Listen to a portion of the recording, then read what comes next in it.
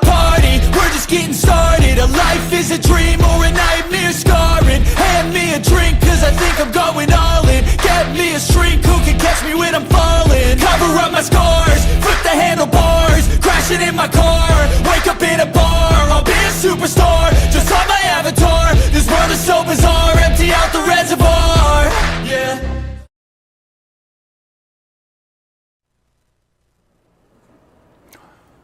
안녕하십니까. 아시아투데이 TV에서 보내드리는 송국근의 현장정치 라이브 방송 8월 20일 순서 시작합니다. 자, 오늘도 국회 여의도에서는 여러 가지 일들이 일어났습니다. 특히 이재명의 방탄을 위한 판사 협박이 오늘 하루 종일 관심사였습니다. 어떻게 이 판사들을 향해서 협박을 했는데, 그것도 새로 뽑힌 최고위원들이 경쟁적으로, 그러니까는 충성맹세를 해서 5명이 뽑혔죠. 충성맹세를 한 순서대로 쫙 득표가 나왔습니다. 그런데 이번에는 최고위원 되고 나서 이 본인들이 이재명의 1심이 10월에 2개가 있죠. 그 판사들을 향해서 협박을 막 했습니다. 어처구니 없는 일인데, 자, 그래도 백약이 무효일 가능성이 높습니다. 자, 이재명은 10월에 큰 정치적 고비, 저는 실각까지도 가능하다고 보는데 1심 나온 걸로 이재명은 그것까지 다 감안을 해서 지금 새로운 플랜 B를 하나 마련해뒀습니다. 플랜 B가 뭔가 잠시 후에 설명을 드리겠습니다. 그대로 플랜 B가 있다는 것이 들통이 나고 있죠. 자, 그 부분도 오늘 제가 중요하게 말씀을 드릴 부분입니다. 제가 썸네일에 타이틀로 잡은 것이 이재명 유죄 때리면 죽어. 좀 거친가요, 표현이? 근데 사실상 그런 식의 협박을 공개적으로 했습니다. 최고위원들이. 이재명 유죄 때리면 죽어. 이재명 유죄 때리지 마. 마치 조폭식 협박. 그래서 지금 판사들도 술렁거리고 있다고 합니다. 아직 그 법원에서 정식적인 그 항의나 이런 것은 나오지 않았는데, 조희대 대법원장이 따끔한 경고를 날리고 또 이 판사들을 좀 보호를 해야 되는 것 아닌가, 그런 생각까지 듭니다. 그런데 민주당의 새로 뽑힌 최고위원들이 이렇게 판사 협박까지 하고 있는데, 국민의힘에서는 이 부분에 대해서 조용합니다. 왜 그런지. 아니, 총선 때 2조 심판론을 그렇게 외쳤지 않습니까? 이재명 조국 심판해야 된다. 자, 그런데 지금은 심판의 날이 다가왔습니다. 법원의 시간표대로. 자, 그러면은 법원이 제대로 판결을 할 수 있도록 좀 분위기도 조성을 하고 해야 되는데, 이 민주당 최고위원들이 협박을 하는데도 국민의힘 최고위원들은 말도 한마디도 지금 않고 있는 상황입니다. 자, 그 부분도 잠시 후에 살펴보겠습니다. 오늘도 1부에서는 지면 신청 분석을 해드리고 2부에서 이슈 집중해 볼 시간을 가질 텐데, 민주당 새 최고위원들 충성 경쟁 2라운드 돌입. 앞다퉈 이재명 재판판사 협박을 하고 있다. 심지어 김대중에 비유하면서 투사처럼 무슨 뭐 민주화 운동을 해서 이렇게 수사를 받는 것처럼, 재판을 받는 것처럼 그렇게 왜곡 선동을 하고 있습니다. 그렇지만 이 백약이 무효죠. 그래서 위기를 느끼는 이재명 안 느낄 수가 없죠. 본인도 변호사인데 다 알죠. 옥중에서 수렴 청정하는 대책을 마련하고 있다. 자, 팩트가 하나 있습니다. 왜 제가 이렇게까지 이야기하는지. 이 대표에서 거리가 되면은, 이재명은 이제 대법원 확정 판결이 나면은 대표 자리도 뺏기고 국회의원도 다 뺏길 가능성이 높죠. 그때 대비를 해서 우리 역사에 보면은 수렴 청정을 하지 않습니까? 왕이 아직 어리면은 그 어머니가, 그 왕후가 이렇게 수렴, 이렇게 그 발을 쳐놓고 그 뒤에서 정치를 다 하죠. 수렴 청정을 하기 위한 계획까지 다 짜놨다. 첫 번째는 이재명 입장에서는 어떻게 하든 혼란스럽게 만들어서 탄핵을 하고, 그리고 조기 대선을 해서 자기가 대통령 되면은 모든 걸 셀프 사면 이걸로 끝내려고 하고, 그게 좀 여의치 않으면 그 전 단계로 판사들 막 협박해가지고 1심에서부터 무죄나 아니면은 이 벌금형이라도 그 100만 원 선거법 100만 원 이상 되면 안 되니까 한 80만 원 받고, 또 위정교사 같은 경우는 이 벌금으로 돌리고, 일반 형사사건은 금고형 이상, 그러니까 집행유예 형 이상을 받아야지, 실형을 받아야지 이 모든 게 날아가죠. 선거법은 100만 원 이상, 일반 형사사건은 이 금고형 이상 이렇게 되니까 그 이하로 벌금형으로 떨어뜨리고, 선거법은 벌금형 90만 원으로 80만 원 정도로 어떻게 막아보려고 판사를 협박을 해서 시도를 하지만은 그 시도가 안 먹힐 가능성이 높습니다. 그 이유도 잠시 제가 소개를 드리죠. 힌트를 드리자면 그게 왜 안 먹혔느냐 하면은 선거법은 서울중앙지법 형사 34부, 형사 합의 34부입니다. 합의부입니다. 그리고 위정교사는 합의 33부. 그러니까는 3명의 판사가 같이 하죠. 자, 그래서 그 전과는 지금 이 합의부 재판부의 분위기가 다르다.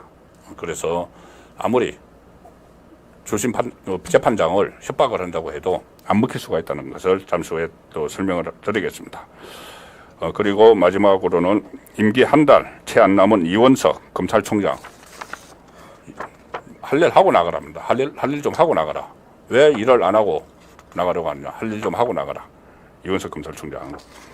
이 성역 이야기 하는데, 본인이 성역을 2개를 남겨두고 나가려고 합니다. 그 부분을 한번 짚어보겠습니다. 자, 1부에서는 일단 아시아투데이 기사 심층 분석을 시작합니다. 행간의 뜻을 다 읽어드리는 심층 분석이죠. 일단 이 아시아투데이가 오늘 단독으로 보도한 기사부터 소개를 드리겠습니다. 제목은 부정대출 파문, 우리은행 긴급 이사회를 연다는 기사입니다. 부정대출 파문, 우리은행 긴급 이사회.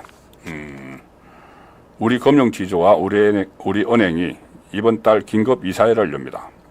공식 안건은 최근 우리은행에서 발생한 부정대출건으로 긴급 이사회를 여는데, 우리금융지주와 우리은행 이사회 측은 올해 5월까지 김해 금융센터에서 벌어진 180억 원 횡령사고, 최근 350억 원 규모의 부정대출건을 지금 심각하게 보고 있다. 그래서 이것이 그룹의 최고 경영자 CEO와 관련한 지배구조에서부터 문제가 발생한 것 아니냐, 이렇게 생각을 하고 있고, 우리은행의 또 넉장 보고도 있었기 때문에 긴급 이사회를 여는 겁니다. 특히 우리금융과 우리은행 이사회는 이번 이사회를 열어서 임종용 우리금융지주 회장을 물론이고 주요 경영진에 대해 크게 질타를 할 거다, 이렇게 전해지고 있습니다. 부정대출 관련한 조사를 시작한 것이 올 초인데도 불구하고 우리은행이 이사회에 알려온 건 금융감독원의 조사가 시작되기 바로 직전인 6월 말이었다. 그래서 사실상 5개월간 숨겨왔다. 이사회 측은 우리은행으로부터 관련 내용을 전달받으면서 왜 진작 알리지 않았느냐, 이렇게 질타를 한 것으로 전해졌고요. 최악의 경우에 이번 이사회에서 임종용 회장이나 조병규 우리은행장에 대한 징계 여부도 거론될지 관심을 모으고 있습니다. 우리은행 관계자는 은행 이사회는 최근 기관 입찰 결의 때문에 열리는 것이다, 긴급 이사회는 아니다, 이렇게 해명을 하고 있고, 아직 조사가 진행 중인 사안으로 경영진 질타 등을 위한 자리는 아닐 것이다, 이렇게 밝혔지만 어쨌든 부정대출건 같은 것이 있으니까 긴급 이사회에서 책임 추궁을 하지 않을 수가 없겠죠. 이 소식은 아시아투데이가 계속 단독 보도를 하고 있기 때문에 추이를 더 지켜볼 필요가 있습니다. 자, 정치면 기사 소개해 드리겠습니다. 이 두 번째 지면 분석은 민주 한동훈 생중계 제안에 매우 불쾌, 실무회의 취소. 이게 무슨 이야기냐면은 오늘 몰래 오후 3시에 지금 한동훈과 이재명이 대표회담을 갖기로 했죠. 25일 날 갖기로 했는데, 오늘 이제 사전 조율, 의제 같은 것을 놓고 사전 조율을 하려고 3시에 만나기로 했는데, 비서실장들끼리 이게 무산됐습니다. 자, 일단 기사 내용을 소개해 드리면서 설명을 드리죠. 더불어민주당이 언론을 통해 이재명 민주당 대표의 생중계 토론회를 제안한 한동훈 대표에 대해서 예의가 아니다, 이러면서 20일 오늘 예정된 실무진 회동을 민주당이 취소를 해버렸습니다. 이해식 당대표 비서실장은 국회에서 기자들과 만나서 양당 대표회담 과정을 생중계하자는 기사가 뜬 것을 봤다. 이건 예의 어긋난다. 당초 여야 대표 비서실장은 오후 국회에서 3시였습니다. 양당 대표회담과 관련해 의제 형식을 논의하기로 했었으나 회동 전에 한동훈이 회담을 생중계 형식으로 제안한다. 이 내용의 단독 보도가 나오자 유감을 표명하기 위해서 실무회담을 취소를 해버렸습니다. 어떤 보도가 나왔었냐면은 오늘 박정아 한동훈 비서실장이 이야기를 한 겁니다. 뭐라고 했냐면 민주당이 동의한다면 회담을 처음부터 끝까지 다 오픈해서 하면 어떨까 제안을 해보려고 한다. 제안을 해보려고 한다. 또 해당 그 언론에 이 보도한 언론에 정쟁 정치 중단 선언, 민생 회복 지원, 정치 개혁 협의체 활성화 이 3가지 의제를 제안하겠다고 밝혔는데 이해식 이재명 비서실장은 오늘 오후 3시쯤 만나기로 했는데 그 사이에 갑자기 기사가 뜨더라. 이거는 박정아 실장의 제안이 아니라 한동훈 대표의 제안인데 실무회의에서 협의 거쳐야 하는 사안을 언론을 통해 툭 던지듯 제안하는 것은 예의 어긋난다. 뿐만 아니라 한동훈 대표께서 이 여야 회담을 하나의 정치적 이벤트 정도로 생각하는 것 아닐까 생각한다. 상당히 불쾌하다. 자, 이걸 어떤 시각에서 보셔야 되냐면은 첫 번째는 이벤트로 생각하는 것은 이재명이죠. 이재명. 왜? 이재명은 한동훈 대표와의 회담이 목적이 아닙니다. 제가 어제 설명을 드렸다시피 윤석열 대통령과 단독 회담을 하겠다는 거죠. 그렇게 해야지 10월에 1심 선고가 내려지는데 법원에 시그널을 줄 수가 있죠. 나 대통령과 맞짱 뜨는 사람이야. 대통령과 만나서 국정을 논의하는 사람인데 알아서 판결해. 이런 시그널을 주기 위해서 윤석열 대통령을 만나려고 하는 겁니다. 그런데 윤석열 대통령이 아니야. 대통령과 야당 대표가 만나는 것은 옛날에 야당 총재일 때 여당 총재 대통령, 여당 총재를 겸하는 대통령과 야당 총재가 만나는 거야. 다른 예를 들어서 뭐 김영삼 대통령 겸 여당 총재와 김대중 야당 총재가 만나는 거예요. 그게 영수회담이야. 총재들끼리 만나니까. 그래서 꼭 만나고 싶으면은 저번에는 한번 만나줬지만은 그때도 막 배석자를 같이 해서 만났죠. 다시 만나고 싶으면은 1+2 회담하자. 1+2. 뭐냐? 윤석열 대통령이 주재를 하고 여야 대표가 참석을 하는. 자, 그러면 이제 이재명이 노리는 바가 아니죠. 3명이 같이 모이면은 윤석열 대통령하고 단독으로 만나는 모습을 보여줘야 되는데.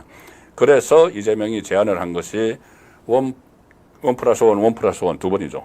한 번은 1대1, 1대1 두 번이라는 겁니다. 한 번은 한동훈과 대표회담. 한 번은 윤석열 대통령과 단독회담. 그러니까는 이게 이벤트로 생각을 하는 거죠. 징검다리로 생각하는 거는 이재명입니다. 자, 그리고 여기서 또 하나 행간의 뜻을 읽을 게 하나 있는데 한동훈 역시 자신이 있는 거죠. 저도 이 국회 취재하면서 뭐 대표회담 많이 취재를 해봤지만은 전 대표회담 과정을 오픈해서 생중계를 해버리자는 거는 처음 듣습니다. 그런 적이 없죠. 보통 대표회담을 하면은 이 오프닝이라고 해서 처음에 인사말 정도만 공개를 하고 그 다음에 두 사람이 이제 따로 회담을 하고 나중에 대변인들을 불러서 브리핑할 내용을 설명을 해주고 그런 식으로 지금까지 다 하죠. 그런데 한동훈은 아니야, 이거 다 국민이 다 보도록 한번 해보자. 이 제안을 하겠다는 겁니다. 이재명이 받아들일까요? 저는 이재명이 받아들이지 않을 거라고 봅니다. 왜냐하면은 첫 번째, 한동훈과는 그냥 형식적으로 빨리 거쳐가지고 이걸 거쳐야지 대통령이 받아들일 것 같으니까 단독회담을 그렇게 하는 건데 생중계까지 할 필요가 없죠. 그럼 자기 미천 다 틀리죠. 드러나죠. 두 번째, 자, 아마 이재명이 한동훈 앞에 서면은 좀 오금이 들을 겁니다. 한동훈은 법무부 장관 때 이재명을 구속해야 되는 이유를 국회에서 2번이나 읽었던 사람이죠. 그래서 민주당이 막 반발하고 했었지 않습니까, 그때. 그리고 그 비대위원장 할 때 이재명에 대해서 가눈클럽 토론회에서 지금이 뭐 검찰공화국 아니냐, 이런 검찰공화국이라는 말이 나온다 이렇게 질문을 하니까는 그때 지금이 검찰공화국이면 이재명은 벌써 감옥에 들어가 있다, 밖에 나다니지도 못한다, 이런 얘기까지 했죠. 그리고 법무부 장관 때 이 민주당의 이 공격수들이 줄줄이 법사위나 아니면은 예결위 그리고 국회 본회의에서 깨지는 모습을 이재명이 다 봤죠. 못 당하는 거죠. 말로 못 당합니다. 이재명은 이 여러 가지 어떤 그 돌려서 말하고 막 이런 거 잘하지만은 실제로 현안을 딱 놓고 토론을 하면은 자신이 없습니다. 그리고 이재명은 꼭 그렇게 위험을 부담을 감수할 필요가 없는 거죠, 지금. 그래서 아마 응하지 않을 겁니다. 단독 토론에. 자, 그 상황에서 일단 뭐 두 사람이 만나긴 만날 것 같은데 25일 날 뭐 도저히 깨질지도 모릅니다. 이런 문제 가지고 티격태격 하다가 그런데 아마 기대하는 TV 생중계는 없을 가능성이 높다. 그렇게 일단은 보입니다. 다음 소개해드릴 아시아투데이 기사는 자, 조금 전에 제가 말씀드렸죠. 이재명의 진짜 노림수는 윤석열 대통령과의 단독 회담이다. 그런데 윤석열 대통령이 차버렸습니다. 사실상 찼습니다. 저 회담 안 할 거야 이렇게 공식적으로 하지는 않았지만은 오히려 무시하는 거죠. 회담 제안을 아예 무시를 하고 있습니다. 지금 무시하고 있으니까 민주당이 발끈했다는 기사입니다. 민주 대통령실 이재명 영수회담 요청 사실상 거부했다. 사실상 거부한 거죠. 그냥 묵살한 거죠. 민주당은 오늘 대통령실이 이재명 대표의 영수회담 요청을 사실상 거부했다. 영수회담이 민생 회복의 계기가 되기를 바라는 국민의 기대를 생각하면 매우 실망스럽고 안타깝다. 무슨 민생 회복의 계기입니까 이게. 윤종군 민주당 원내대변인은 브리핑에서 특검 탄핵 정국을 만들어 놓고 영수회담을 제안했다는 게 제안 거절 이유라니 참으로 어처구니 없는 변명이다. 아니 이게 왜 변명이죠. 아니 특검하겠다, 탄핵하겠다. 이건 대통령으로서 인정을 안 하겠다는 이야기 아닙니까? 탄핵을 하겠다는 것은 대통령으로서 자격이 없다. 그래서 끌어내리겠다. 그래서 탄핵 정국을 만들어 가면서 자기 본인의 필요에 의해서 그런 장면이 필요하니까, 사진 한 장이 필요하니까는 영수회담, 자기들은 영수회담이라고 표현을 하죠. 회담하자. 이걸 누가 응합니까? 응하면 안 되는 거죠. 지금 1심 판결을 앞두고 있는 중대사건 피의자와 만날 수는 없는 거죠. 그리고 윤종군 민주당 원내대변인은 이렇게도 이야기합니다. 해병대원 순직 사건 수사 외압, 명품백 뇌물, 법화의 여왕 방송통신위원장, 법화 여왕은 따로 있는데 김혜경 씨가 법화 여왕인데 이진숙 그 방통위원장을 또 이야기하네요. 법화의 여왕, 아무래도 이건 방송통신위원장 임명 무엇 하나 누가 시켜서 한 일이 아니다. 대통령과 부인, 대통령실이 스스로 행한 일이다. 야당은 국민을 대신해 국민적 의혹을 규명해야 할 책임이 있기에 특검을 요구했고 탄핵해야 할 사람들이기에 탄핵을 했을 뿐이다. 이재명 이 수사한 검사 4명 탄핵 발의하는 거는 그래서 뭐 탄핵을 해야 할 이유가 있어서 탄핵을 하는 건가요? 자, 어쨌든 저는 용산에서 이번 회담은 절대 응하면 안 된다는 생각입니다. 다른 때도 그렇지만 지난번에도 한 본인이 사법 위기에 몰릴 때마다 영수회담 타령을 했었죠. 근데 지금 10월 선거를 앞두고 있는데 법원이 1심 선고 그 전에 9월에 바로 다음 달에 9월 6일 날 되면은 구형을 내립니다. 검찰이 선거법 가지고 구형을 칩니다. 그리고 9월 30일 되면은 위정교사 가지고 또 구형을 칩니다. 구형 몇 년, 징역 몇 년, 벌금 얼마 구형을 하고 한 달 이내쯤에 9월 말에도 이 선거법, 그렇죠. 선거법은 9월 말에도 나올 수가 있습니다. 9월 6일 날 구형하고 나서 1심에서 아예 자격이 박탈되는 그런 형이 나올 가능성이 높은데 그 사람을 데리고 뭐 정상회담을 해서 앞으로 우리 장기적으로 우리가 뭐 잘해봅시다. 그러면은 법원에서 볼 때는 분명히 잘못된 시그널을 받을 수가 있죠.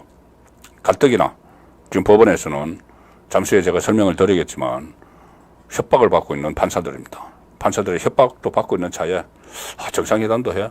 이재명과 윤석열 대통령이 단둘이 만나네. 그럼 이재명은 대통령을 만나서 국정을 저렇게 논의하는 사람인데 이거 그 실형을 유죄를 때리지 않는 핑계거리를 줄 수도 있는 거죠. 그래서 저는 절대 이재명의 범죄 혐의가 정리되기 전에는 저는 만나면 안 된다고 봅니다. 저번에는 총선 직후에 한번 만나서 그때도 만났다가 오히려 뒤통수를 맞았죠. 15분 동안 혼자 모두 발언 쫙 꺼내가지고 쫙 읽고 생중계되는 데서 그렇게 안 하기로 해놓고 자기 지지층에게 메시지를 보낸 거죠. 지금도 만약에 그런 자리를 만들면은 지지층에게 자기 이제 재판, 1심 판결 앞두고 그 메시지를 발신하는데 그 장소를 이용을 할 겁니다. 그래서 저는 절대 단독 회담에 응하면 안 된다는 말씀을 거듭 드립니다.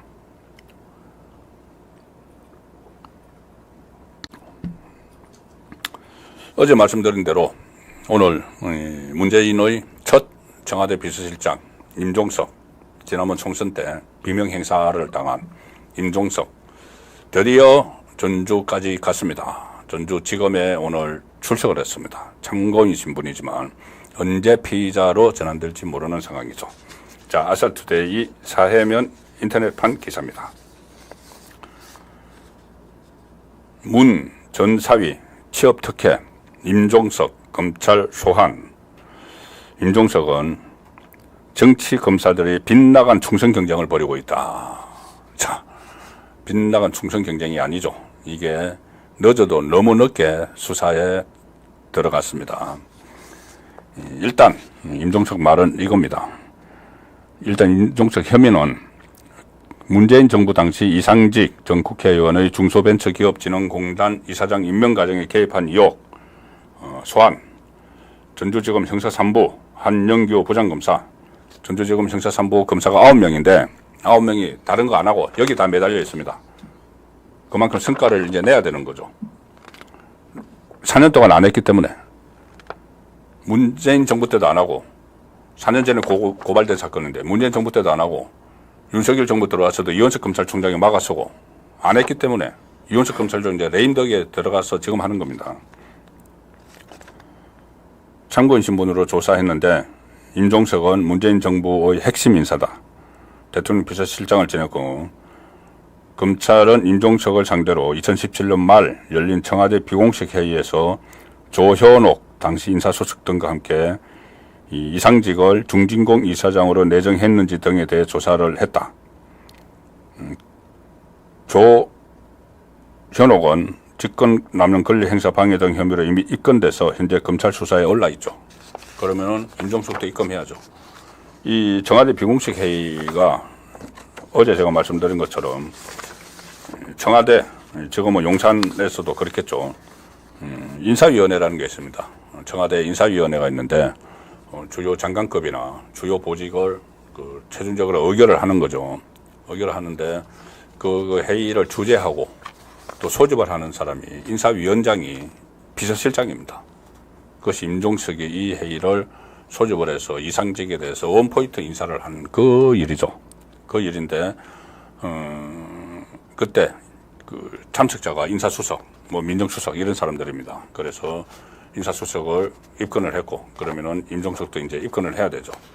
이 문재인의 지시에 의해서 이상직을 중진공 이사장으로 앉히고 그 중진공 조직을 이용해서 태국에서 거처도 마련해주고 돈도 주고 이상직이 개인 돈을 줬는지 돈도 주고 자 그런 혐의 때문에 수사를 받고 있는 겁니다. 근데 임종석은 오늘 전주지검에 출석하면서 또 마치 무슨 뭐 탄압을 받고 있는 것처럼 이야기합니다. 이렇게 이야기합니다. 여느 대통령 임명직 인사와 똑같은 절차를 거쳤다. 절차는 거쳤죠. 절차는 똑같은 절차를 거쳤죠. 그런데 갑자기 문재인이 지시를 했고 그 다음에 일어난 일이 범죄 혐의이기 때문에 그런 겁니다. 엉뚱한 그림 조각을 맞춰서 의혹만 부추기는 일이 없었으면 한다. 일부 정치검사들의 빗나간 충성 경쟁이 어디로 치닫는지 직접 살펴봤으면 한다. 정치보복 수사를 여기서 더하게 된다면 모두가 불행해질 것이라는 말씀을 드리고 싶다. 또 협박이네요, 이것도. 자, 그런데 이게 2020년 9월에 국민의힘이 검찰에 고발을 하면서 시작이 됐는데 그때 곽상도 의원이 태국까지 가서 다 조사를 하고 왔죠. 그래서 고발을 했는데 4년 동안 수사 안 했습니다. 3년 동안 안 했죠. 작년 9월에 지금 서울중앙지검장인 이창수 검사장이 전주지검장으로 발령이 나서 그때부터 수사를 했던 겁니다. 그래서 수사를 해서 이제 임종석까지 소환을 했으니 그 다음에는 문재인이죠. 문재인 부부. 김정숙 씨도 이 태국에 있는 문다혜 씨와 막 동거래를 했고 경호처 직원을 통해서도 막 했기 때문에 이것은 정말 국정조작감입니다. 검찰이 제대로 수사 못하면 이런 걸 특검을 해야 되는 거죠. 이런 걸 특검을 해야 되는 상황입니다. 근데 지금 검찰이 일단은 제대로 수사를 하고 있으니까 이것은 좀 지켜볼 필요가 있는 사안입니다. 지금부터는 제가 말씀드린 대로 오늘의 이슈 심층 분석. 자, 이재명은 오늘도 대장동 재판에 나갔습니다. 또 나갔습니다. 대장동 재판에 나갔는데, 자, 대장동을 재판하는 판사가 김동현 부장판사입니다. 형사 33부 김동현 부장판사. 그리고 또 하나 선고는 이 수사가 있죠. 수사는 형사 34부인데 형사 33부 34부에서 봤습니다. 그런데 민주당 이번에 새로 최고위원 된 사람들이 그 판사들 1심 선고를 앞둔 판사들을 향해서 협박을 하고 있습니다. 한 명이 하는 것도 아니고 계속 하고 있습니다. 어제 그 김병주 별내계 출신인데 이 판사들도 이거 유죄 때리면은 자기들이 큰일 나는 줄 다 알고 있을 거다 이런 식으로 이야기합니다. 뭐 국민적 저항을 받을 거다. 그렇게 김병주가 막 이야기했죠. 그런데 또 이은주 지금 최고위원회에서 꼴찌로 됐죠. 이은주가 TV조선에 나와서 또 노골적으로 협박을 했습니다. 10월에 1심 선고를 하는데 뭐 김병주도 비슷한 말 했지만은 이은주가 뭐라고 했냐면 TV조선 뉴스타르다무스의 유튜브 채널입니다. 여기 출연해서 이재명의 이 사법 위기에 대해서 어처구니 없는 말을 합니다. 야당의 유력 대권 주자로 굉장히 기세가 높을 수밖에 없는데, 자, 판사가 판결하는데 유력 대권 주자 갑자기 왜 나오죠? 굉장히 기세가 높을 수밖에 없는데 이런 상황에서 뚜렷한 증거 없이, 증거 많죠. 녹음기도 있죠. 녹음 파일도 있죠. 유정교사 김진성 씨 자백한 것도 있고 녹음 파일도 다 있죠. 그런데 뚜렷한 증거 없이 함부로 판결했을 때는 판사가 함부로 판결했을 때는 굉장한 국민적 저항에 부딪히게 된다. 이게 지금 국회의원이 할 말입니까? 사법부 완전히 협박, 우롱하고 모독하는 거죠. 입법부가. 이런 말도 합니다. 증거가 애매하거나 절차가 애매하게 진행된다거나 정치적 해석이 분분한 상황에서 판결이 진행되면 국민 저항과 불만을 불어일으킬 수 있다. 알아서 판결하라 이거죠. 알아서 유죄 한번 때려봐. 때리면 당신 어떻게 되는지, 판사 당신 어떻게 되는지. 이 협박 아닙니까? 조폭식 협박이라고 제가 말씀드렸죠.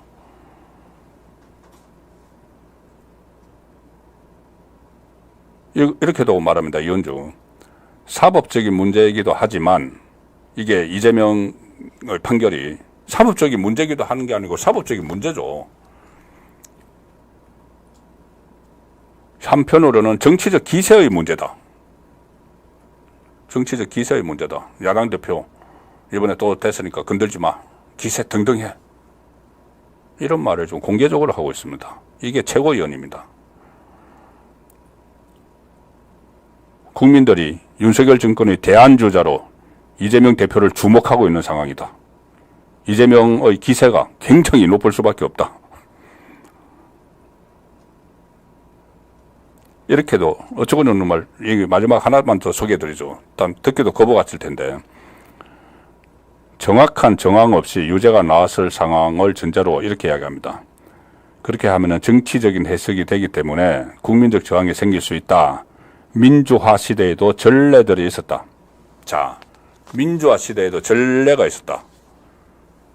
뭐 상김시대 때나 우리 민주화 투쟁 때 무슨 뭐 집시법 위반이나 뭐 방공법 국가보안법 위반이나 뭐 이렇게 어떻게 보면 일종의 정치적 사건으로 판결을 받아서 국민이 막 일어선 뭐 그런 일들이 있었죠. 그런데 거기다가 지금 비호를 하는 겁니다. 이재명이 한 범죄 행위들을 민주화 시대 때 있었던 민주화 투쟁 당시에 있었던 그 범죄 혐의와 비교를 하는 겁니다. 그래서 그때도 전례들이 있었다. 국민들이 저항을 했다. 그런데 이재명은 지금 4개의 재판을 받고 있죠. 7개 혐의입니다. 7개 사건에 11개 혐의입니다. 그런데 그 혐의들이 다 뭐죠? 민주화나 어떤 국민 생활과 관련된 아니면은 국민 권리와 관련된 그런 범죄 하나도 없습니다. 7개 범죄 중에서. 자, 대장동, 백현동 이런 것들은 개발 비리죠. 성남시장으로 있으면서 개발 비리를 저질러서 특혜 인허가권을 가지고 인허가권 장사한 거죠. 인허가권 장사해서 여러 가지 특혜 받고 자기 이 신복들 돈 챙겨주고 그게 지금 이재명의 혐의 중에 하나입니다. 또 하나 혐의. 대권 욕심에 북한 가려고 조선노동당에 뇌물 준 걸로 제3자 뇌물죄로 지금 재판받는 거죠. 그거 그냥 대북송금이라고 대북송금 이렇게 이야기를 하는데 정확히 이야기하면은 북한 노동당에 뇌물 준 겁니다. 그 사건으로 재판을 받고 있죠. 이게 무슨 민주화와 또 하나 국민 세금 법인카드 가지고 소고기 사 먹고 초밥 사 먹고 이런 걸로 지금 범죄 혐의가 되어 있는 사람인데 이걸 민주화 운동 당시와 민주화 시대와 비교를 하고 있습니다. 그리고 위정교사 자기가 살려고 위정을 교사를 시켰고 그게 녹음으로 지금 다 퍼져서 국민들이 다 들었지 않습니까? 대장동 선거법 세상에 극단적인 선택을 한 사람을 자기와 같이 일하다가 호주 뉴질랜드도 같이 가서 골프도 치고 했던 김문기 씨, 그 김문기 씨를 모른다. 왜? 김문기를 알면은 자기가 대장동에 엮여 들어가니까. 그런 일종의 파렴치범이죠. 법인카드 이거는 그냥 파렴치범이죠. 잡범이죠. 그런데 그걸 민주화 시대와 연결을 시키면서 국민을 현혹을 하고 있습니다. 이렇게 하라고 김병주도 그렇고 이렇게 하라고 이재명이 딱딱 낙점을 해서 5명의 최고위원들을 앉힌 거죠. 그리고 최고위원들 역할이 또 하나 있습니다. 잠시 후에 그것도 설명을 드리죠. 자, 민주화 시대 이렇게 이야기를 했죠. 이것과 비슷한 이야기를 또 1등을 한 김민석도 말을 합니다. 김민석은 전당대회 때 계속 이재명 수호를 외쳤죠. 이재명 수호를 외쳐서 이 1등까지 했는데 1등하던 정봉주를 끌어내리고 정봉주는 왜 끌어내리는지 잠시 후에 설명을 드리겠습니다. 여기도 또 뭔가 있습니다. 이재명 수호를 외치면서 이렇게 이야기했습니다. 김대중을 지켜냈듯이 이재명을 지켜내야 한다. 김민석은 처음에 DJ가 발탁을 했죠. 제가 그때 상황을 취재를 했습니다. 오래전에. 그것이 이제 DJ를 굉장히 칭송하는 사람인데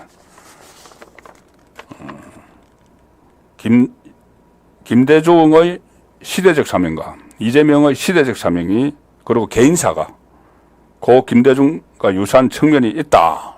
이렇게 이야기합니다.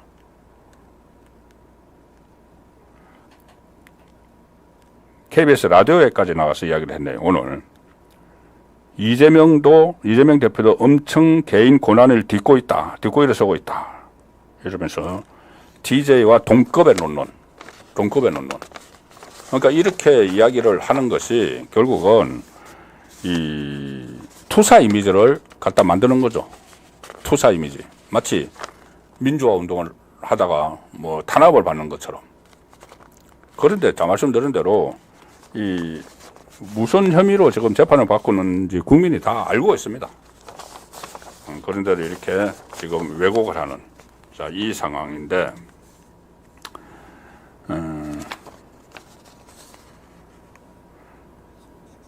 일단 이 충성경제 지금 2라운드를 펼치고 있습니다. 5명의 최고위원들이 8월 18일 날 됐으니까 이제 하루 이틀 됐는데 방송에 처음 됐으니까는 이런저런 방송에서 계속 부르죠. 방송에 나가서 계속 한다는 게 조금 전에 말씀드린 대로 이재명은 김대중과 같은 동급이야. 뭐 이런 이야기하고 또 무슨 뭐 판사들 협박하고 이런 걸 왜 방송에서 자꾸 불러서 해주는지 물론 국민이 알아야 되죠. 알아야지 막아야 되는데 거기에 대해서 지금 국민의힘은 도대체 뭘 하고 있는 것인지 별로 여기에 대해서 이야기를 안 합니다. 판사를 지켜줘야죠. 가뜩이나 김동현 유정교사 판결을 내릴 김동현 서울중앙지법 형사 33부 부장판사는 이재명의 재판을 질질 끌어주면서 굉장히 편의를 많이 받은 그 판사죠. 그래서 우려하는 사람들도 있습니다. 김동현이 제대로 판결을 내릴 수 있을까? 그리고 또 하나, 선거법은 원래 재판을 하던 부장판사가 도망가 버렸죠. 막 시간 끌다 안 되니까는 사표 내고 나가버렸죠. 그 다음에 재판을 이어가는 사람이 이 한성진 부장판사인데 서울중앙지법 형사 34부입니다. 그런데 한성진 부장판사는 좌파 성향이다. 이렇게 소문이 나 있습니다. 우리법 연구회 이런 데 이제 참여를 했었기 때문에. 그래서 이 상황 되면은 한성진, 김동연 가뜩이나 좀 이재명을 봐주고 싶은데 이 막 협박까지 당하니까 어떻게 지금 이상한 판결을 내릴지도 모른다는 말도 나옵니다. 그리고 또 한 명의 판사는 대북 송금 사건 그 심리를 시작을 하는 이제 신진우 수원지법 형사 11부 부장판사인데 아니 이 세 판사들에 대해서 일단은 보호막을 좀 쳐줄 필요가 있습니다. 정치권에서. 야당에서 일방적으로 협박을 막 하고 급박을 하는데 국민의힘 최고위원들은 도대체 뭘 하는지 보이질 않습니다. 정치 현안에 대해서 김재원 최고위원 정도가 이렇게 방송에 나가서 활발하게 좀 대응 논리를 가지고 방어를 하는 것 같고 나머지 뭐 장동혁이죠. 장동혁, 인요한, 김민전 보이질 않습니다. 싸울 생각을 안 합니다. 이 판사들 그리고 또 조희대 대법원장도 이 정도 되면은 이 경고 메시지를 날려야 됩니다. 정치권에 대해서 야당에 대해서 판사들을 이렇게 협박을 하는데 아직은 이 법원에서 그런 움직임은 없는 상황이죠. 자, 그런데 이게 협박을 한다고 해서 또 말씀드린 대로 두 명의 판사가 이재명에게 좀 우호적인 그런 성향을 가지고 있다고 해서 제가 말씀은 드리지만 그럴 가능성도 있다. 그러니까 이 무죄를 하거나 아니면 솜방망이 선고를 할 가능성도 있다고 말씀은 드리지만 그게 현실적으로 어렵습니다. 왜 그러냐 하면은 제가 두 가지 다 합의부에서 판결을 내리죠. 단독부가 아니면 단독부는 판사 혼자서 형량을 정하 유죄 무죄 유죄면은 형량 이렇게 정하는데 합의부입니다. 합의부. 위정교사는 서울중앙지법 형사 합의 33부, 그리고 선거법원 서울중앙지법 형사 34부, 그 부장판사가 33부는 김동현, 34부는 한성진 이렇게 돼 있죠.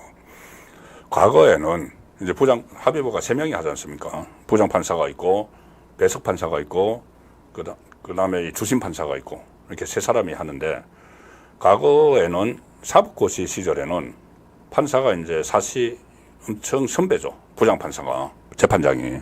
그러면은 유죄, 무죄 또는 형량 이것을 의견을 들어서, 두 배석판사의 의견을 들어서 부장판사가 거의 독단적으로 결정을 하는 그런 시스템이었다고 합니다. 제가 법조인들에게 이제 들은 바로는. 그런데 지금은 로스쿨 제도로 바뀌어가지고 이 배석판사들이 로스쿨에 합격해서 변호사 생활을 꽤 하다가 판사로 들어가 법복을 입었다는 거죠. 그래서 호락호락하지가 않다는 이야기입니다. 부장판사가 하자는 대로 그대로 안 따라간다는 이야기죠. 의견을 다 개정을 한다는 겁니다. 33부나 34부나 다 마찬가지겠죠. 그러면은 배석판사들은 성향까지는 알 수가 없지만 어쨌든 이 양쪽에서 2명이 이 유죄를 내려야 된다. 이 딱 그 처벌 규정에 따라서 그 법정형 같은 거 있지 않습니까? 그 기준이 있죠. 그럼 거기에 따라서 유죄를 내려야 된다. 그리고 중형을 때려야 된다. 이런 요건을 강하게 개정을 하면은 부장판사 혼자서 그걸 막을 수가 없다는 거죠. 자, 그렇게 이 변화된 합의부 분위기도 있기 때문에 이재명은 지금 여러 가지 방어책을 쓰고 있죠. 그래도 이 백약이 무효일 수가 있다. 지금 판사들을 협박을 하고 아마 좀 있다가 조만간 판사를 탄핵하겠다고 나올 수도 있습니다. 검사들, 수사하고 공소유지하는 검사들을 탄핵을 하는 것처럼 탄핵을 하면은 일단 직무가 정지되죠. 판사 직무가 정지되죠. 그래서 탄핵을 시도할 수도 있고, 또 심지어 윤석열 대통령을 탄핵을 좀 추진을 해서 혼돈스럽게 만드는 그런 여러 가지를 시도를 하고 있는데, 이게 다 무산될 가능성이 있다. 정말 법대로 조금 전에 말씀드린 대로 탄핵까지는 아직 길이 멀고 가능성도 거의 없고 3분의 2거를 확보 못했기 때문에 국회 의석수. 실제로 이제 10월 달에 그런 시대도 불구하고 합의부의 바뀐 분위기 이런 것을 감안을 하면은 실형이 나올 수가 있다는 거죠. 그러니까 그 피선거권 박탈형이 나오면은 어떻게 되겠습니까? 이재명은 감옥에 가든지 감옥에 안 가더라도 벌금 100만 원 이상 또는 집행유예를 1심에서 쓴 거, 물론 감옥에 가는 건 대법원까지 가야 되는 거지만 대법원도 내년 봄이면 다 결정납니다. 그렇게 하지 않더라도 정치적으로 실각이 되죠. 대법원 확정 판결이 나오기 전에라도 정치적으로 실각이 됩니다. 대법원 확정 판결이 내년 봄에 나오면은 그때 감옥에 안 가더라도 집행유예를 받더라도 정치적으로는 실각이 되죠. 완전히 실각되죠. 다 날아가죠. 대법원 확정 판결 받으면은. 그런데 10월에 1심에서 대법원 확정 판결을 받지 않더라도 이재명 손절론이 확산이 될 여건이 마련되어 있습니다. 그전에도 그랬지만은 지금 김경수가 복권을 받아서 친문 쪽에서 딱 대기를 하고 있죠. 호시탐탐 노리고 있는 겁니다. 문재인 세력이 이재명이 1심에서라도 실형을 받으면은 퇴출시키려고 호시탐탐 노리고 있는 상황이죠. 그래서 이재명도 본인도 아는 겁니다. 본인이 이게 본인도 변호사니까 언젠가는 자기가 실각을 할 거다. 정치에서 실각을 할 거라고 아는 것이죠. 알기 때문에 어떤 시도를 하느냐 하면은 오늘 뉴데일리 기사에서 단독으로 보도한 내용이 있습니다. 피디님 그 뉴데일리 기사 한번 좀 찾아봐 주시죠. 제목이 이 민주 대표 대행을 원내대표에서 수석 최고위원으로 변경을 검토한다. 예, 저기 바로 찾았네요. 민주 대표 대행을 원내대표에서 수석 최고위원으로 변경 검토한다. 이재명 거리 때 신명 앞세우려 하나. 신명, 신친명이죠. 자, 이 보도가 나오니까 민주당은 그런 거 검토한 바 없다 이렇게 공지를 했습니다. 그렇지만 제가 볼 때는 청기가 누설된 거고 취재가 된 겁니다. 저희들 기자들이 이 기사의 정확도나 이것을 판단을 할 때 코멘트가 들어갔느냐 문제입니다. 코멘트. 그러니까는 실명 코멘트가 들어가면 가장 그 신빙성이 높은데 실명을 밝히지 말라고 하고 이야기하는 정치인들이 있죠. 그러면 익명 코멘트만 들어가도 좀 구체적인 코멘트가 들어가면은 그 기사의 무게가 질리는 겁니다. 그런데 이거는 그 요건을 갖췄습니다. 이 기사가.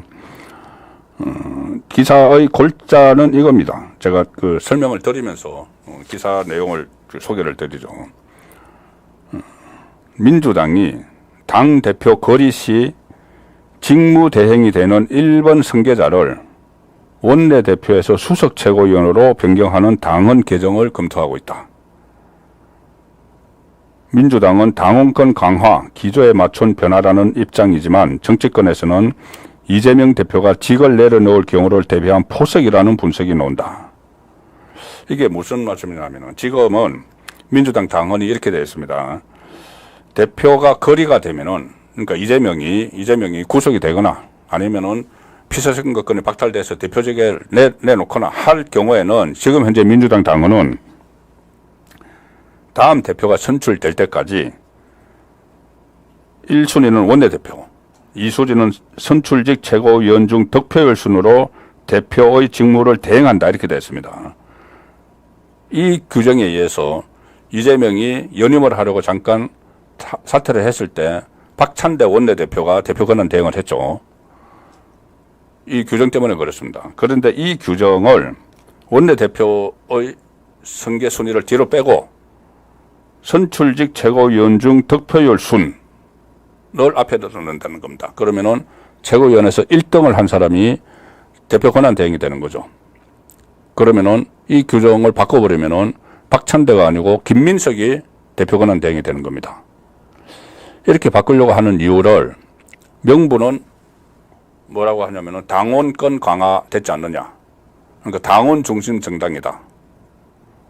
그 말은 이 원내대표는 국회의원들이 뽑죠.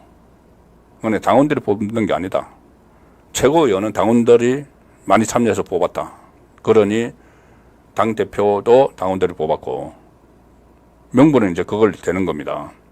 그래서 최고위원 중에서 1등한 사람이 이 당대표 권한 대행이 되는 거야. 이렇게 하는데 이걸 뜯어보면은 이게 일종의 이재명의 플랜 B입니다. 플랜 B. 이 민주당 핵심 관계자가 이렇게 이야기합니다. 핵심 관계자. 보통 이렇게 하면은 주요 당직자죠. 당직자. 당직을 맡고 있는 사람이 뉴델리와의 통화에서 제가 코멘트를 봐야 된다고 말씀을 드렸지 않습니까? 이렇게 이야기합니다. 당대표가 사퇴하면 당원들이 선출해서 대표성이 더욱 강한 수석 최고위원이 권한 대행을 맡게 하도록 하는 방안을 추진할 예정이다. 당원 주권 시대에 맞춰서 국회의원들이 뽑는 원내대표보다 수석 최고위원이 직무를 대신하는 것이 맞다는 취지다. 이렇게 설명을 합니다. 자, 그래서 민주당 검토대로 대표 승계 순서를 이렇게 바꿔버리면은 친명 중에 친명, 신명, 신이재명계로 불리는 사선 수석 최고위원 김민석이 직무대행을 맡게 된다. 이 대표가 계속 이재명이 계속 힘을 실어줬죠. 그래서 처음에 이 하위권에 처져 있었는데 정봉주가 1위를 하고 하위권에 처져 있었는데 이재명이 막 힘을 실어주면서 김민석도 충성맹세를 하고 하면서 1등을 차지했죠. 그러니까 김민석을 처음부터 염두에 두고 한 겁니다. 이 당헌 개정을 염두에 두고, 왜냐하면은 정봉주가 1등을 계승했는데 정봉주가 수석 최고위원 되면은 당헌 개정을 해봤자 더 엉망이 됩니다. 정봉주는 호락호락한 인물이 아니죠. 만약에 이 수석 최고위원이 돼서 이재명이 유고시에 당대표 권한 대행을 맡기면은 아마 정봉주가 앞장서서 이재명을 손절을 할 겁니다. 그러면 안 되죠. 이재명 입장에서는. 그래서 김민석을 띄우기 시작하고 정봉주를 끌어내리죠. 끌어내리고, 물론 정봉주가 그 과정에서 이재명 대통령 되면 안 돼, 이런 말을 한 것이 들통이 나는 바람에 개딸들이 일제히 들고 일었었는데, 그래서 1등에서 끌어내렸을 뿐 아니라 6등으로 밀어내가지고 이 최고위원회도 못 들어갔습니다. 그러니까 이 정봉주를 끌어낼 때, 그리고 김민석을 올릴 때 이미 그런 구도가 염두에 두고 움직였다, 이렇게 볼 수가 있는 것이죠. 돌출 행동을 하는 정봉주를 1위에서 6위로 끌어내버리고 말 잘 듣고 충성맹세를 계속하는 맹목적인 충성파 김민석을 앉혔다. 그래서 이 작업이 결국은 이재명 유고시에 플랜 B, 일종의 플랜 B를 나름대로 마련했다고 볼 수가 있습니다. 또 하나 여기서 유추해서 이재명의 속셈을 내다볼 수가 있는 것이 있는데, 뭐냐면은 자기가 일단 이 정치적으로 실각을 하면은 돌아올 때까지, 자, 돌아온다는 거는 두 가지 경우가 있습니다. 만약 이재명이 이 피선거권이 박탈되는 형을 받으면은 다 날아가는데, 돌아오는 길은 두 가지가 있죠. 하나는 5년 후, 5년 동안 박탈이 됩니다. 그러면은 5년 후 다음 대선이나 그때 이제 돌아올 때까지 뭔가 당을 누가 막 관리를 하고 있어야 되죠. 누가 가져가 버리면 안 되죠. 근데 이재명은 5년 후까지 생각하는 것이 아니고 어떻게 해서든 이 판을 완전히 뒤집어서 다시 사면 복권을 받아서 조기에 돌아오는 그 상황도 다 염두에 두고 있을 겁니다. 모든 경우의 수를 다 생각을 하고 있겠죠. 그래서 일단 수렴 청정을 하기 위해서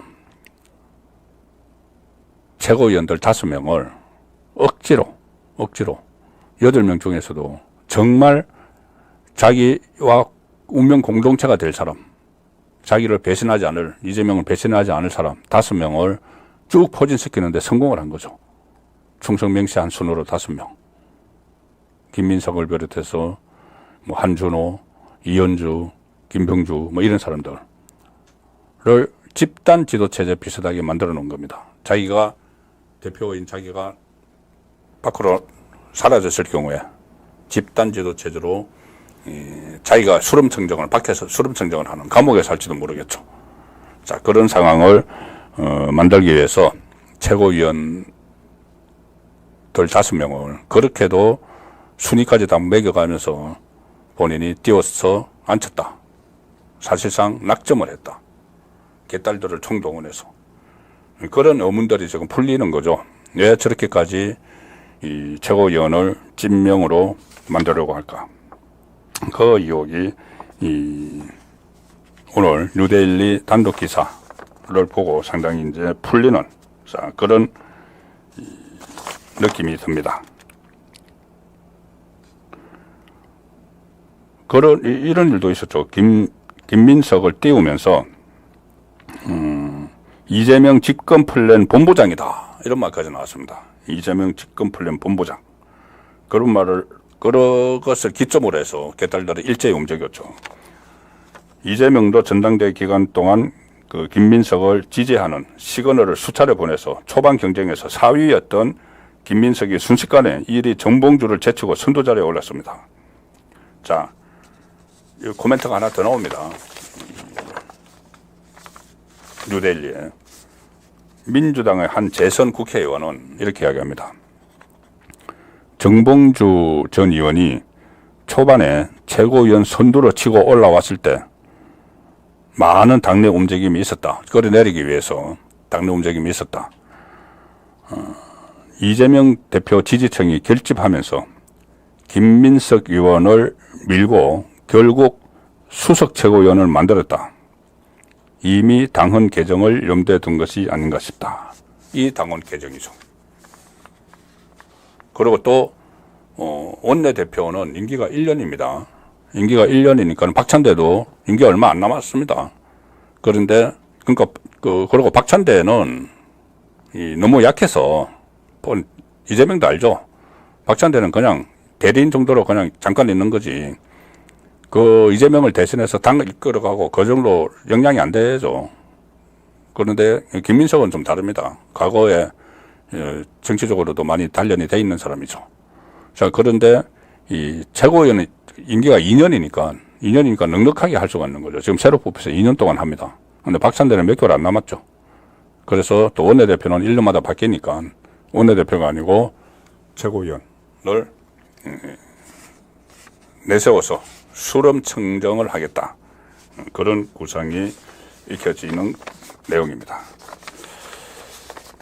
오늘 마지막으로 제가 전해드릴 이슈 집중해보 오늘의 시청 포인트는 임기 한 달 안 남은 이원석 검찰총장이 할 일입니다. 이원석.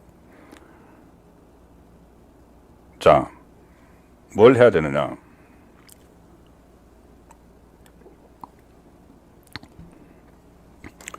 이원석 검찰총장은 취임할 때부터 취임사에서 법불악이라는 말을 했습니다. 법불악이. 법은 기한 사람에게 아부하지 않는다. 법불악이 이야기를 계속했습니다. 그리고 성역 없는 수사. 법불악이를 실천하기 위해서는 성역이 없는 수사를 해야 된다. 이렇게 이야기를 계속했죠. 최근에 김건희 파울 디올 파우치, 김건희 디올 파우치 이 수사를 지시를 하면서 성역 없는 수사를 계속 이야기를 했습니다. 그리고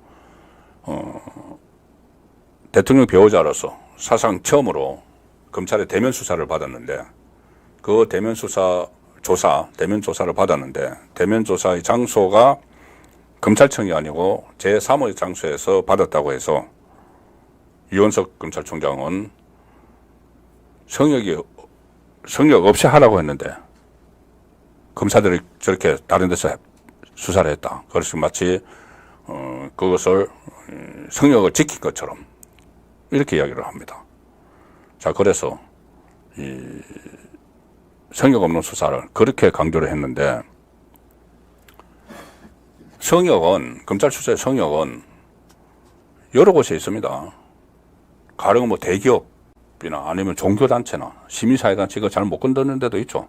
근데 그거 다 놔두고 지금 권력 주변의 성역을 이야기하는데 이원석 검찰총장이 이야기하는 권력 주변의 성역이죠. 권력 주변의 성역이 크게 세 가지가 있습니다. 세 군데가 있습니다. 지금 상황에서 보면은. 첫 번째는 이원석이 이야기하는 살아있는 권력이죠. 윤석열 대통령 살아있는 권력. 두 번째는 성역처럼 돼 있는 게 죽은 권력입니다. 문재인 권력. 권력 자체는 죽었지만 친문의 국회의원 27명이 문재인을 수사할 때마다 벌떼처럼 들고 일어나서 기자회견을 하죠. 그 성역입니다. 성역 만들려고 하는 겁니다. 문재인 성역. 윤석열 성역이 있다면 문재인 성역이 있죠. 또 하나 성역이 있습니다. 미래 권력이 될 가능성이 있는 혹시라도 이재명이죠. 이재명 성역도 있습니다. 지금 이 성역을 없애야 된다고 하는데 이원석 검찰총장이 정말 성역을 없애려면 이제 임기 9월 15일까지니까 한 달도 채 안 남았죠. 그 기간에 이 나머지 두 가지 성역, 문재인 성역과 이재명 성역도 깨고 나가야 됩니다. 그 깨는 게 왜 깨야 되냐 하면은 지금 법조계에서나 정가 주변에서 정설처럼 나오는 이야기가 문재인 수사, 이재명 구속영장 재청구 이걸 막았은 사람이 검찰총장이라는 이야기죠. 그럼 검찰총장은 나가기 전에 수사를 지시를 하라는 것이 아니고 하고 있는 수사를 더 강하게 독촉을 해서 직접 챙겨야 된다는 겁니다. 조금 전에 말씀드린 당장 해야 될 것은 조금 전에 말씀드린 이 전주지검에서 하고 있는 그 수사를 독려를 막 해야 됩니다. 내 임기 전에 빨리 좀 문재인 소환이라도 하도록 임기 중에. 이재명에 대해서는 지금 법인카드 가지고 수원지검에서 이재명, 김혜경 쌍 소환 통보를 해놨죠. 그런데 안 나가고 있습니다.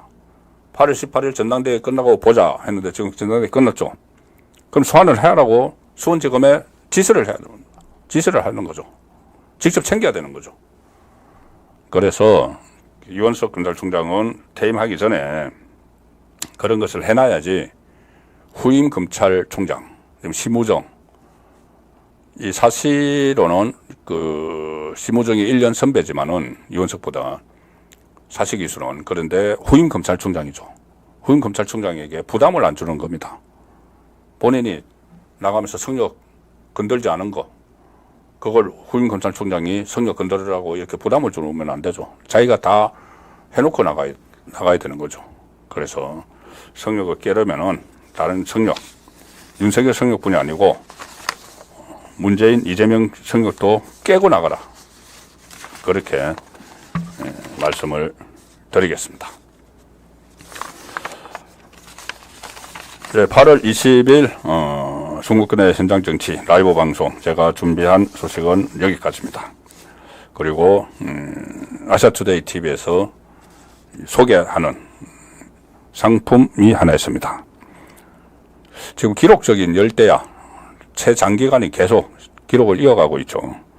그리고 낮에도 상당히 더운데 올여름 시원하게 보낼 수 있는 상품 듀라론 냉감 패드입니다. 듀라론 냉감 패드 100% 국내 생산 제품이고 냉감 섬유죠. 듀라론 소재로 만들어서 수분과 땀을 효과적으로 배출해서 면이나 나일론 같은 다른 섬유보다 열 전도율이 높습니다. 그리고 체온을 빠르게 낮춰줘서 눅눅함 없이 상쾌한 전자레를 맞이할 수 있다. 듀라론 냉감 패드 아트TV에서 1+1 이벤트 하고 있습니다.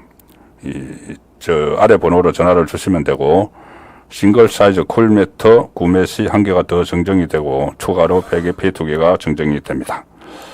예, 참고 바라겠습니다. 중국근의 현장정치 라이브 방송은 여기서 마치겠습니다.